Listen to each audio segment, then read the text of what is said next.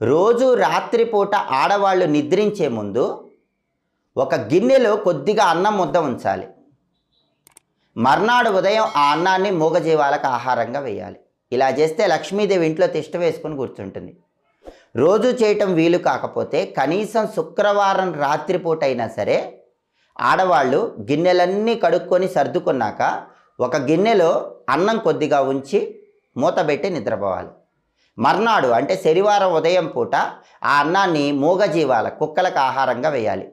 దీనికి కారణం ఏంటంటే శుక్రవారం రాత్రిపూట పితృదేవతలు అదృశ్య రూపంలో ఇంట్లోకి వస్తారు. వాళ్ళకి అన్నం కనిపించాలి. అలా కనిపిస్తే ఇంట్లో వాళ్ళని అనుగ్రహిస్తారు. అప్పుడే లక్ష్మీ కటాక్షం కలుగుతుంది. అందుకే ఆడవాళ్ళు రోజు కాకపోయినా కనీసం శుక్రవారం రాత్రిపూట అయినా సరే ఇల్లంతా శుభ్రం చేసుకున్నాక గిన్నెలో కొద్దిగా అన్నం ఉంచాలి. మర్నాడు శనివారం దాన్ని మూగజీవాలకు ఆహారంగా వేయాలి. అలా చేస్తే పితృదోషాలు పోతాయి.